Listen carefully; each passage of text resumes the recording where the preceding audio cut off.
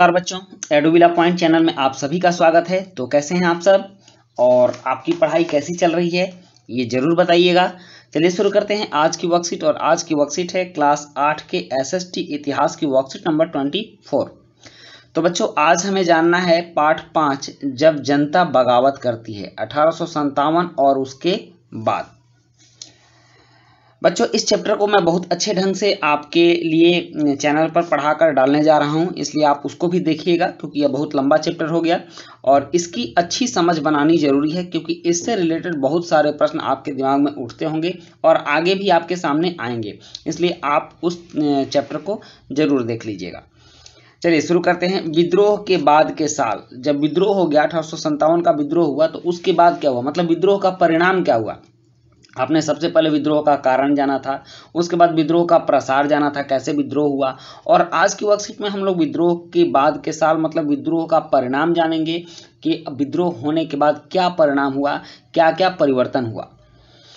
अंग्रेजों ने 1859 के आखिर तक देश पर दोबारा नियंत्रण पा लिया। 1857 के मई से विद्रोह शुरू हुआ था और 1859 के आखिर तक अंग्रेजों ने दोबारा पूरे भारत पर नियंत्रण पा लिया था, लेकिन अब वे पहले वाली नीतियों के सहारे शासन नहीं चला सकते थे। अंग्रेजों ने जो अहम बदलाव किए वे निम्नलिखित थे। उसके बाद उन्होंने कुछ बदलाव भी किए, जैसे कि ब्रिटिश संसद के 1858 के नए कानून के द्वारा ईस्ट इंडिया कंपनी के सारे अधिकार ब्रिटिश साम्राज्य के हाथ में सौंप दिए गए। पहले भारत का शासन ब्रिटिश ईस्ट इंडिया कंपनी चलाती थी और अब भारत का शासन वहां ब्रिटेन की सरकार के पास चला गया। ब्रिटिश मंत्रिमंडल के एक सदस्य को भारत मंत्री के रूप में नियुक्त किया गया और भारत का एक अलग विभाग बना दिया गया और वहां एक भारत मंत्री की नियुक्ति की गई। उसे भारत के शासन से संबंधित मामलों को संभालने का जिम्मा सौंपा गया और उसे सलाह देने के लिए एक परिषद का गठन किया गया जिसे इंडिया काउंसिल कहा जाता था और 15 सदस्यों का एक परिषद गठित किया गया जो कि भारत मंत्री को सलाह दे सकती थी और उस परिषद को इंडिया काउंसिल कहा गया। उसके बाद है कि भारत के गवर्नर जनरल, भारत में जो गवर्नर जनरल होते थे उनको वायसराय का ओहदा दिया गया। अब 1858 से भारत के गवर्नर जनरल का पद समाप्त कर दिया गया और उस पद को वायसराय नाम दिया गया, भारत का वायसराय। तो भारत के पहले वायसराय कौन थे, आप इस चीज को खोजकर आंसर में जरूर लिखिए, कमेंट बॉक्स में लिखिएगा। आपके लिए एक टास्क हो गया कि भारत के सबसे पहले वायसराय कौन थे, आप कमेंट बॉक्स में जरूर लिखिएगा। इस प्रकार उसे इंग्लैंड के राजा या रानी का निजी प्रतिनिधि घोषित कर दिया गया। फलस्वरूप अंग्रेज सरकार ने अंग्रेज अधिकृत भारत के शासन की जिम्मेदारी सीधे अपने हाथों में ले ली और देश के सभी शासकों को भरोसा दिया गया। उसके बाद जो राजा बचे उन सबको भरोसा दिया गया कि भविष्य में कभी भी उनके भू क्षेत्र पर कब्जा नहीं किया जाएगा। जैसे कि पहले अंग्रेजों ने हड़प नीति, राज्य विलय नीति, उसके बाद सहायक संधि, इस सब के द्वारा जो भारतीय राजाओं के क्षेत्रों पर कब्जा किया था, अब उस तरह से कब्जा नहीं किया जाएगा। उन्हें अपनी रियासत मतलब अपने राज्य के अंतर्गत अपने वंशजों, यहाँ तक कि दत्तक पुत्रों, दत्तक पुत्र का मतलब होता है जिस पुत्र को गोद लिया जाता है उसको दत्तक पुत्र कहते हैं। तो अगर कोई राजा गोद भी लिया रहेगा तो उसको अपना राज सौंपने की छूट दे दी गई, लेकिन उन्हें इस बात के लिए प्रेरित किया गया कि वे ब्रिटेन की रानी को अपना अधिपति स्वीकार करें। मतलब ब्रिटेन की रानी के अधीन रहकर वे अपने राज्य का कार्यभार चला सकते थे, इस तरह की व्यवस्था की गई। इस तरह भारतीय शासकों को ब्रिटिश साम्राज्य के अधीन शासन चलाने की छूट दे दी गई। सेना में भारतीय सिपाहियों का अनुपात कम करने और यूरोपीय सिपाहियों की संख्या बढ़ाने का फैसला किया गया। यह भी तय किया गया कि अवध, बिहार, मध्य भारत और दक्षिण भारत से सिपाहियों को भर्ती करने के बजाय अब गोरखा, सिखों और पठानों से ज़्यादा सिपाही भर्ती किए जाएंगे। मतलब कि उन लोगों ने देखा था कि इन्हीं क्षेत्रों से विद्रोह की शुरुआत हुई थी, इसलिए इन क्षेत्रों के सिपाहियों को भर्ती करने के बजाय अब गोरखा, सिखों और पठानों के सिपाही ज़्यादा भर्ती करेंगे।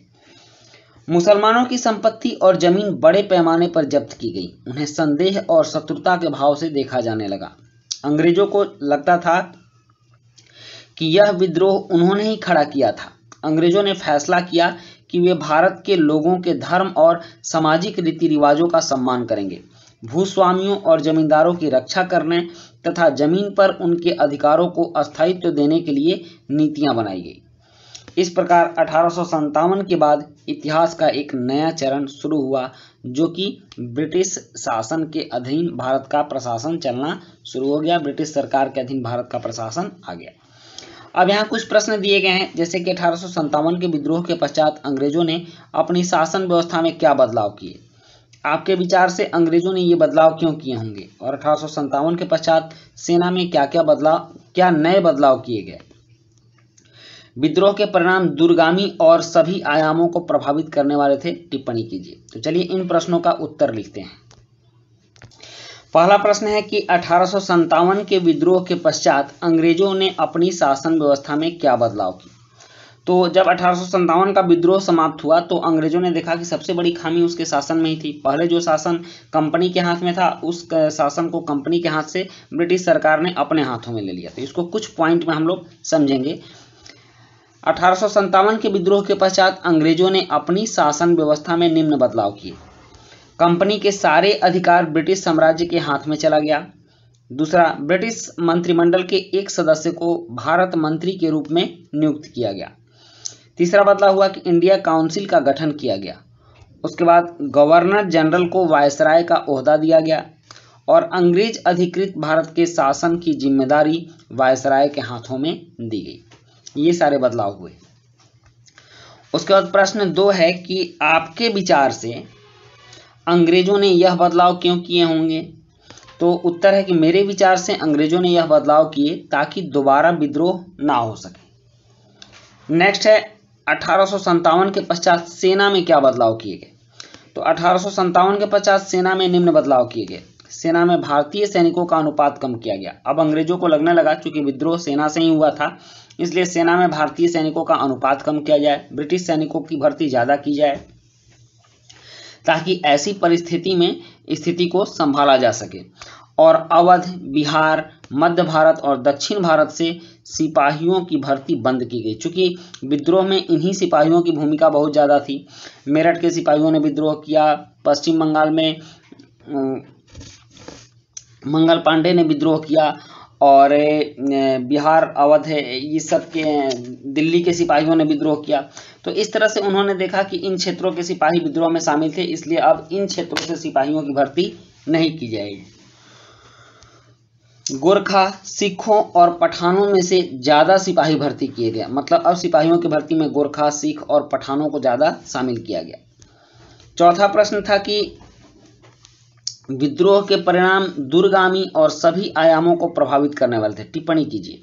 इसका उत्तर है कि विद्रोह के परिणाम दूरगामी और सभी आयामों को प्रभावित करने वाले थे, क्योंकि इससे अंग्रेजों को भारतीय राजनीतिक व्यवस्था के बारे में पता चला और उसने भारत के लोगों के धर्म और सामाजिक रीति रिवाजों को छेड़छाड़ न करने की योजना बनाई।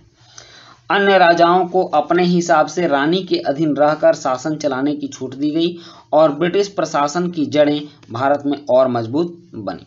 तो बच्चों, ये थी आपकी आज की वर्कशीट, और आज की वर्कशीट में मैंने आपको टास्क दिया है कि प्रथम वायसराय कौन था। कमेंट बॉक्स में जरूर लिखिएगा। तो मिलते हैं नेक्स्ट वीडियो में। Thank you.